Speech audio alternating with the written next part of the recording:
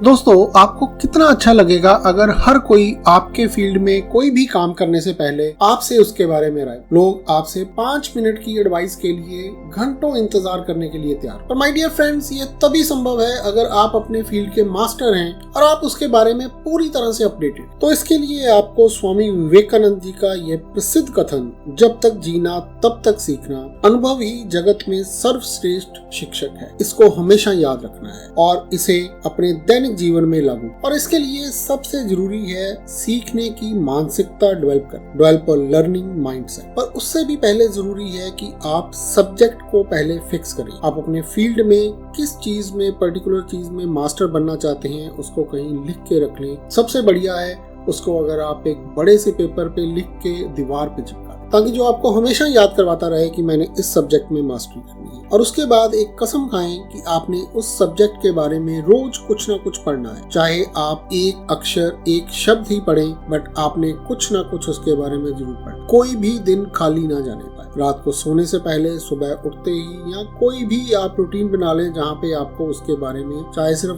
2 शब्द पढ़ें, बट आपने पढ़ के ही सोना है। और आप देखोगे कि धीरे धीरे ये टाइम अपने आप बढ़ता जाएगा। आपको पता भी नहीं चलेगा कब ये 2 शब्द से एक पूरे का पूरा चैप्टर हो जाएगा, कब आपके 1 मिनट से पूरे का पूरा 1 घंटा आप रोज उसको पढ़ने में लगा दोगे और कुछ ही महीनों में आप उस सब्जेक्ट के मास्टर बन जाओगे। आप अपने जीवन में अनुभवों से सीखें। आप अपने फील्ड के अनुभवों से सीखें। यकीन करिए दोस्तों, अनुभव सबसे बड़ा शिक्षक होता है। अनुभव से सीखने के लिए जरूरी है कि आप हर रोज अपने आप से सोने से पहले आपको अपने आप से सिर्फ 2 क्वेश्चन पूछने हैं। पहला, कि आपने आज अपने अनुभव से अपने फील्ड में नया क्या सीखा। दूसरा, कि जो काम आज आपने किया, क्या किसी और तरीके से इसको और भी बेहतर किया जा सकता है, या जो आपके काम करने का तरीका है, क्या उसमें इम्प्रूवमेंट लाई जा सकती है।